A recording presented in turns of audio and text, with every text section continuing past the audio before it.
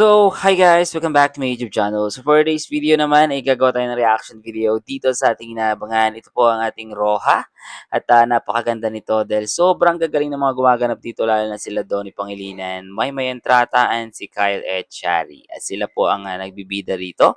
And then syempre guys, gumawa po ako ng reaction video para po makapag-react ako at makapag-komento sa aking mga inidolong artista. No? So, syempre guys, para din po ito sa inyo, samahan nyo lang po ako at samahan niyo ako mag-react at mag-comment sa ating mga idol. At ito na po ang ating full video reaction episode.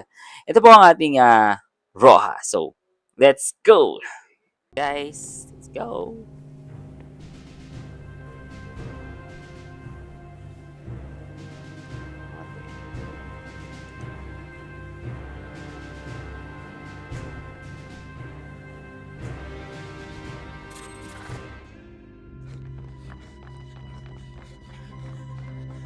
Ayan na, sana makatakas sila. Pumunta tayo sa private dock. I-check ko kung polis nga yung dumating. Hanapin muna natin sila, Mami at Daddy. Madi! Nako. Madi, hindi ka pwedeng lumayo sa amin. Delikado. Ano? Pupunta ba tayo sa dock?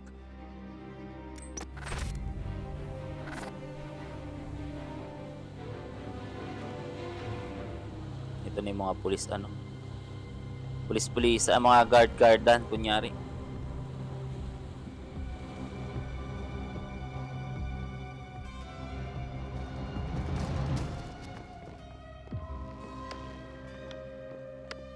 Nako.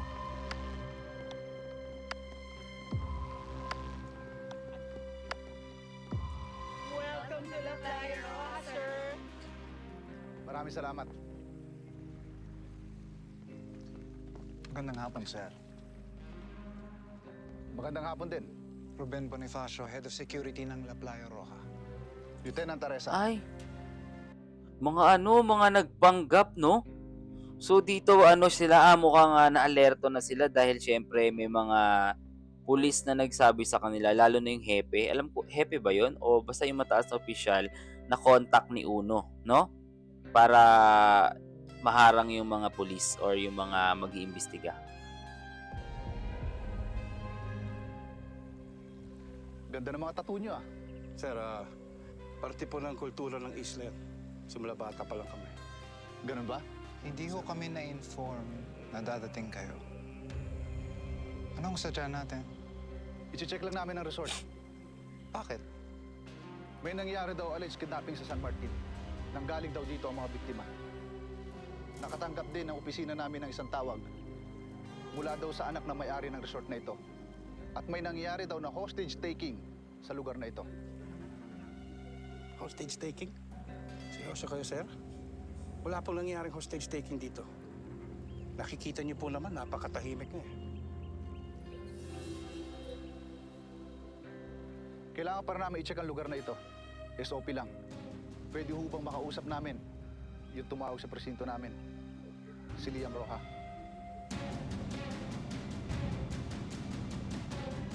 Nako. Walang problema, sir.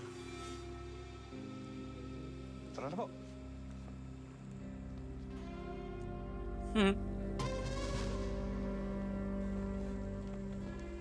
Ako yung magsalita na ako sa mga pulis dyan.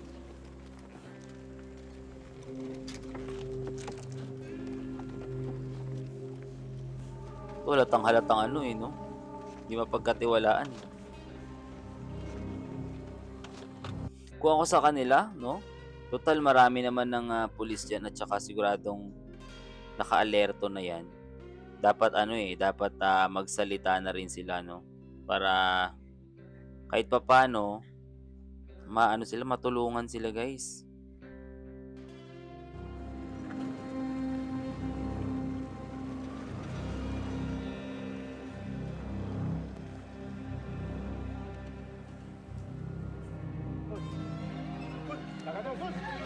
Diba?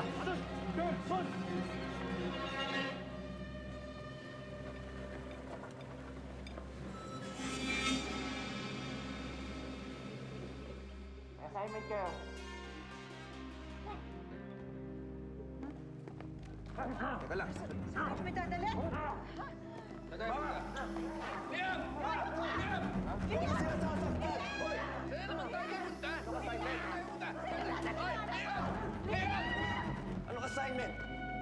Baka ito yung papakausap, no?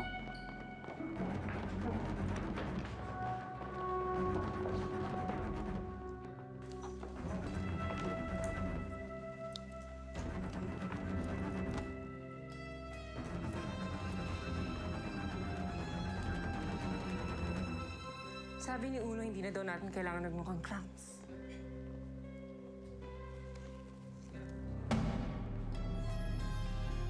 Ano kailangan mo sa akin? Yung expertise mo. Yun ang kailangan namin. Hubad. Ano? Pero guys, eto guys ha.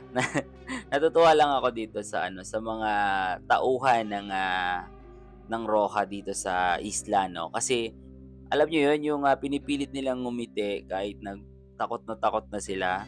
Tapos bakit kaya di na lang ano, no? Sabagay baka kasi yung iniisip din ng mga tauhan is patayin sila or mas marami pang madamay, kaya sumusunod na lang sila dito sa pinag-utos ng mga baliw na magkakasama na to, no? Itong mga kidnapper na to. Bakit? Mamaya na ang paliwanag.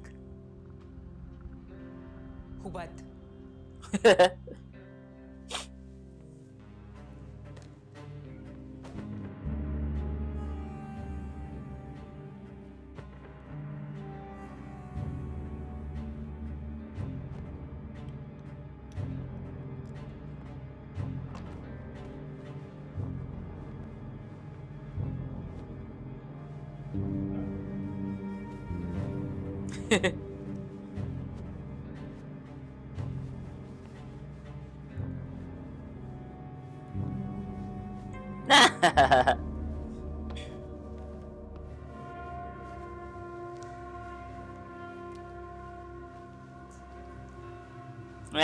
Masilip pa yun, no?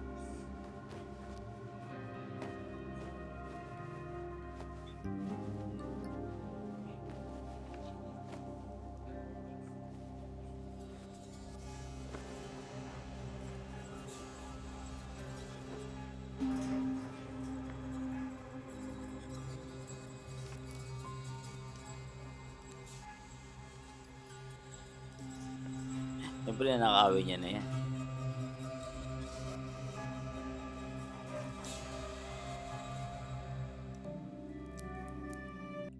So dito guys, no, parang ang ibinabalak sa kanya ay magpanggap na walang nangyari. Pero sana maging matalino dito si Liam. At sa bagay kasi yung mga kaya pala hiniwalay nga pala yung mga magulang niya para maano, no, para ma-secure na hindi magsasalita si Liam. Matalino tong mga kalaban nila.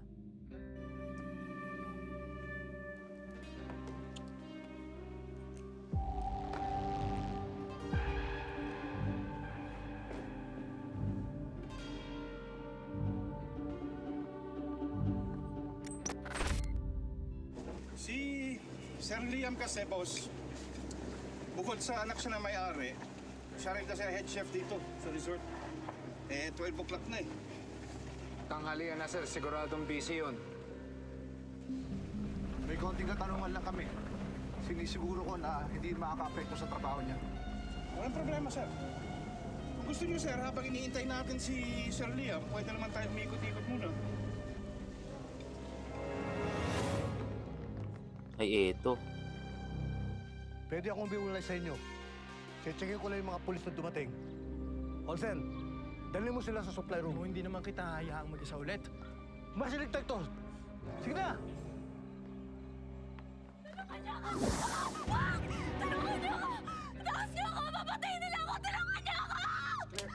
Talagang mamamatay tayong lahat pagka hindi ka tumigil.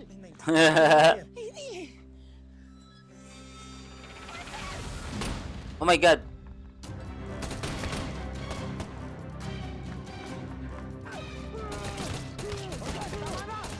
May tama ang nanay mo! Tingnan mo! Huwag nang niya, sir. Oh my God. Nagkaroon pa ng engkwentro, pero maganda na rin dahil narinig ng mga kapulisan na may putukan na nagaganap, no, para maimbestigahan din talaga at mag-trigger na mag-imbestiga sila ng husto. Wala yun, sir. May firing range kasi kami dito.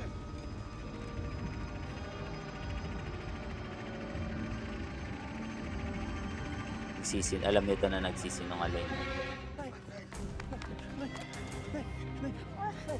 Nay, saan yung tama mo? Saan yung tama? Nay. Huwag kang pumikit, huwag kang pumikit. Dito ka lang. Saka yung tama ng nanay niya. Oh my God. Saan yung tama mo? Dito ka lang. Ako muna ako. Malapit na tayo sa supply room.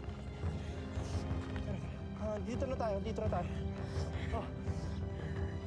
Wala na tayong magagawa para dyan sa nanay mo. Lo, Unang-una, hindi naman kayo mga doktor. Si Doc Jessie. Doc Jessie nandito pa, di ba? Pero paano mo sila malalapitan? Nasa banquet hall ba sila? Hanapin ko siya. Nay, dito ka lang. Hanapin ko siya. Hindi pwede, Nay. Hindi pwede. Kapit ka lang, ha? Babalik ako, promise. Vin, alalahin niyo si nanay. Please. Mag-iingat ka. Nay. Mag-iingat ka. Vincent, mag-iingat ka! Opo, Nay. Teka. Si Maddie. Asan? la, oo nga. Si Maddie. Ito. Makulit kasi itong bata na to eh.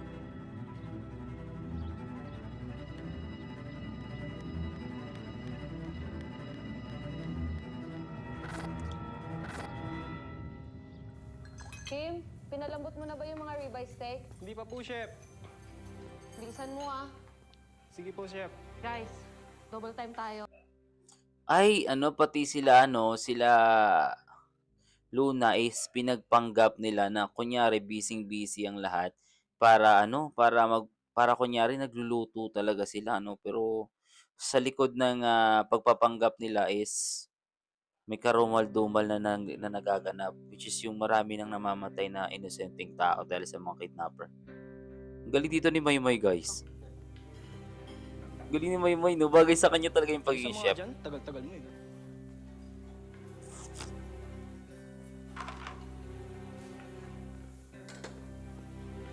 Thank you. Tama pala desisyon kung huwag kang patayin. Magagamit ka pa dito. Liam.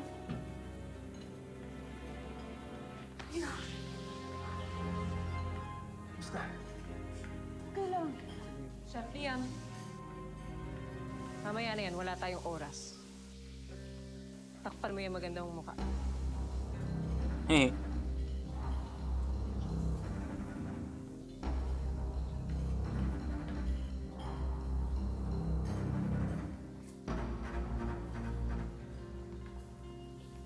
Gusto ko sa steak yung rare, ah. Madugo.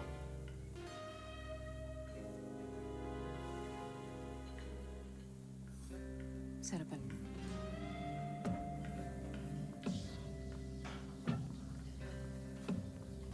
Ako?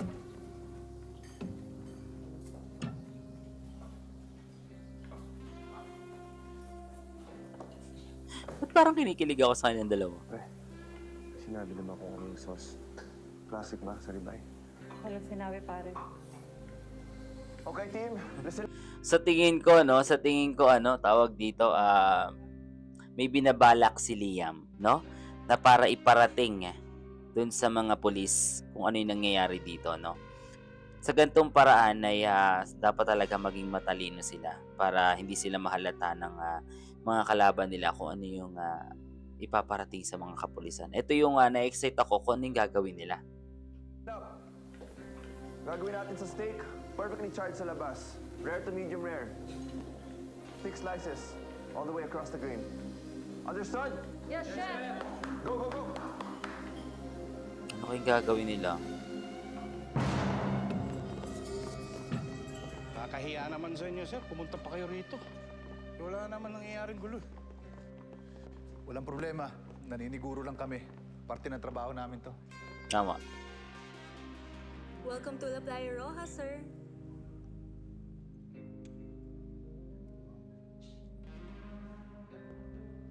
Ito, ano to?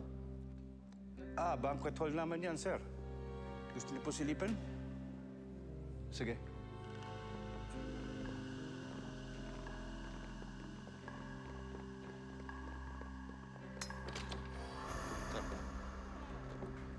Galing ah. Na-prepare talaga nila. Excuse me lang po. Ingat ka.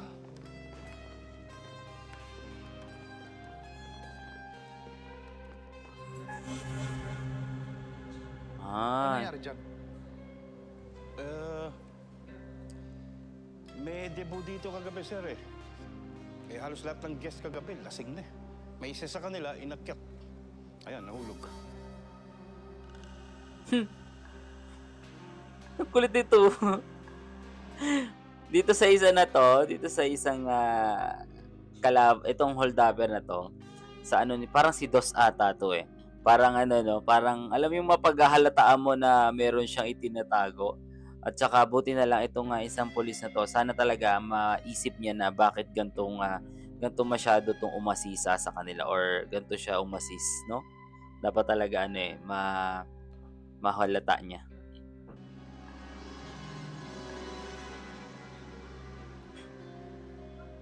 Naabot niya yan?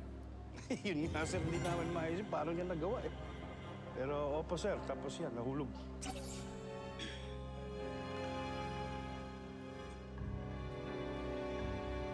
Tuloy tayo, sir.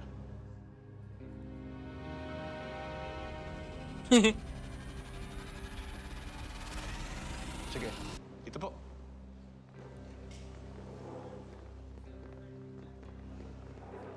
Nakakaramdam na. Magaling siguro mag-imbestiga to, no?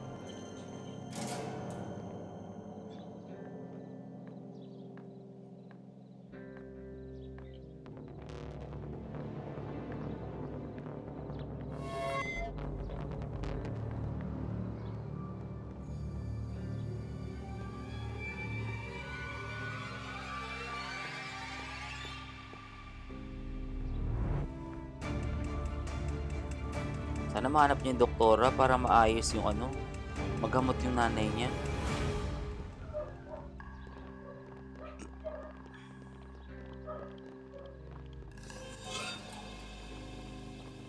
Yun lang, may mga ano na, naka-stay put. Pero grabe, no? Grabe yung pag-aayos nila dito, nila Uno. Talagang ano eh, talagang akala mo wala talagang nangyari dito sa resort. Dito sa Playa Roja, no? Kasi ang bilis silang nagawa. Sa bagay, maraming preparation nangyari dahil mahaba-haba yung pag-udlot, no? Or pag-delay, pagpunta ng mga pulis.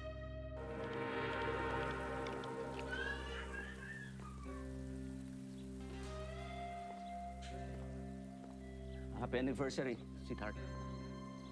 Happy anniversary po. Enjoy.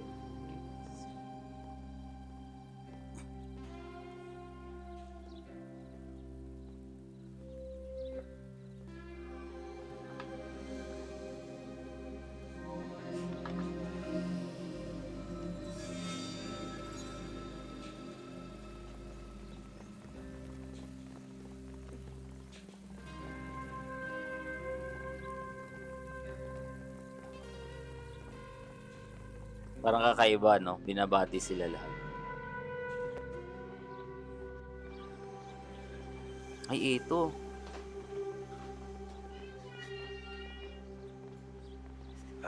Ma'am, order niyo po. Thank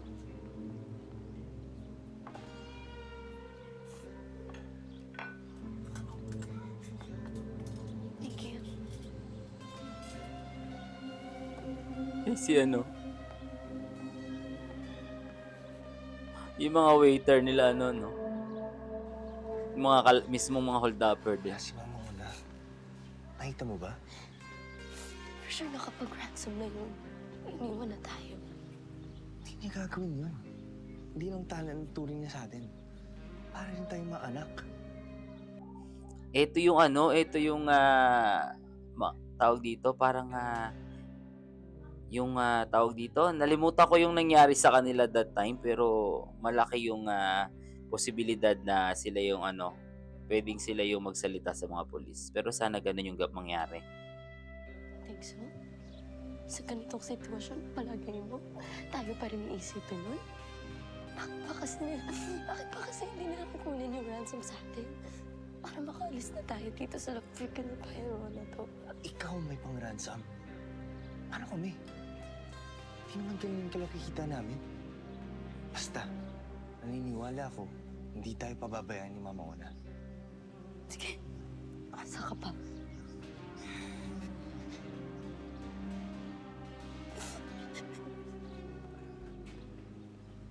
Ralph? Ma'am, okay lang po ba kayo? Ikaw, okay ka lang na nagsiserve, pero one wrong move, sabog ang ulo mo?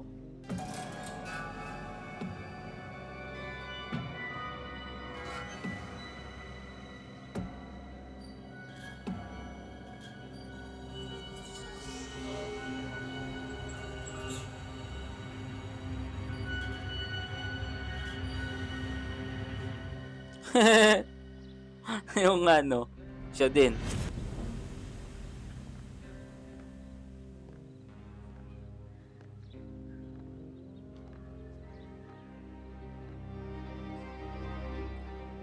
Parang feeling ko kailangan dito may isang magsakripisyo 'no, para mabulgar yung, parang katotohanan ba 'no, na meron talagang kidnapping diyan.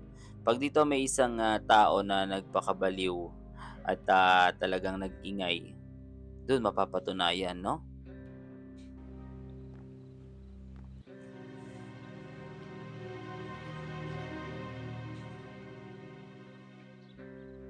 Ito, si Uno kasama nila. Han, wala si Maddie. Hindi ko makita si Maddie.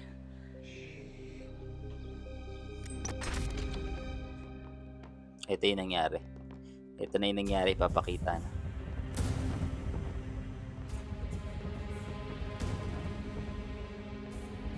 Simple lang gagawin nyo. Magpapanggap kayo ng walang hostage taking na nangyari dito. Kapag hindi kayo sumunod, alam nyo na ano mangyayari sa inyo. Maliwanag ba? At para makasiguro kami na sumunod kayo, ilabas nyo na yung iba.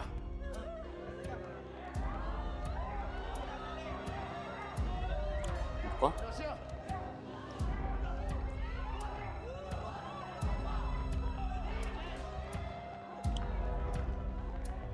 Pag meron hindi sumunod, sabog ang ulo ng mga to! Nagkakaintindihan ba tayo? So dito, talagang binalaan na sila na sa oras na merong, pumalpak or magsalita, may mga nakatutok sa kanilang mga sniper. At, puwede silang grabe yung ginawa ni Uno dito. Masyadong matalino yung, pagkakaano ni Uno. Pero dapat mahalata ng mga pulis 'no, para mailigtas man lang yung mga inosenteng tao. Kawawa kasi, grabe.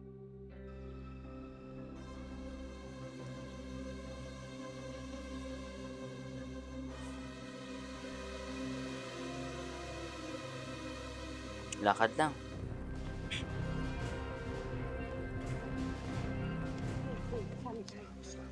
Come down, sit down. No, you come down. Sit. No. Don't do that. Don't do that.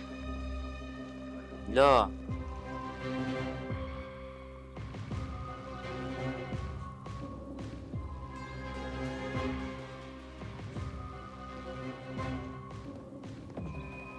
Naku, delikado ka kuya.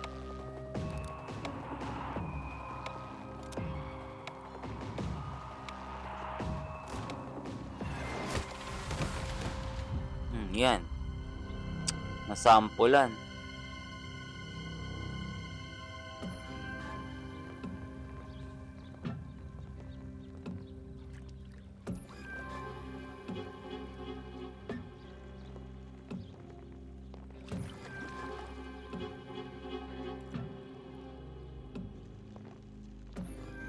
Dapat diyan pa lang maano na sila 'no, maalerto na sila bakit ganyan yung mga kinikilos ng mga tao. Grabe may mga ano, nakakatakot yung mga sniper nila. Konting galaw mo lang, konting pagkakamali mo lang, todas ka talaga. Kaso kasi yung mga sniper nila walang sound. So naka-silent, nalimutan ko yung tawag, basta yung naka-silent siya para hindi marinig ng, ibang tao 'no.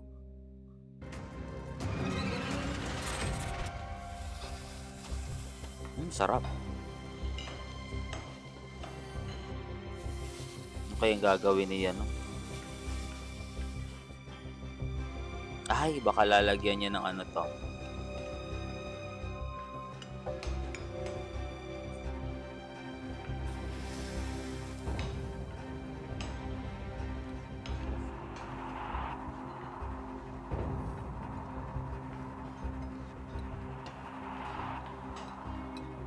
Ano kayang gagawin ni Donnie? Ni Liam?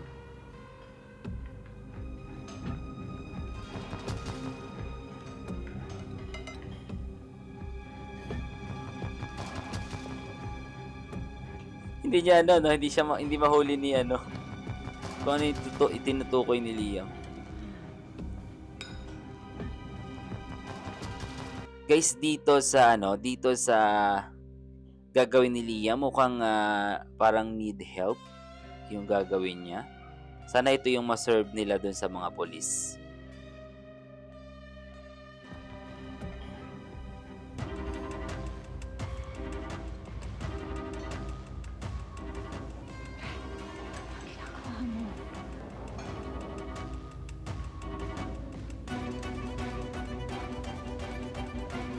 SOS. Dapat takpan nila.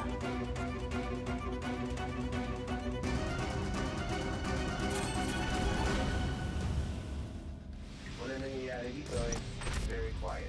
Victim.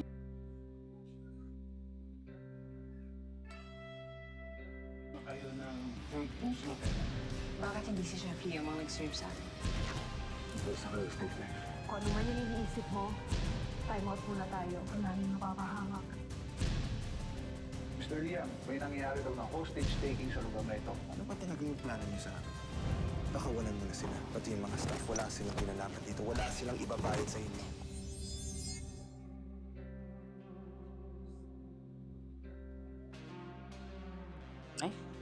So yun guys, grabe sobrang ganda at sobrang nakakatuwa yung mga pangyayari dito sa Rohan. Sobrang nakaka-excite yung susunod na episode dito. At yun na nga guys, samahan nyo ko sa ating susunod na reaction video. At maraming salamat po sa inyo lahat. And syempre guys, always, God bless you all and have a nice day po sa ating lahat. At sa lahat na di pa nakapag-subscribe yan, huwag sa nakalimutan na i-click ang subscribe button. I-click mo na rin yung bell para ma-notify ka sa tuwing maglalabas ako ng mga reaction video. Thank you so much again and syempre always have a nice day.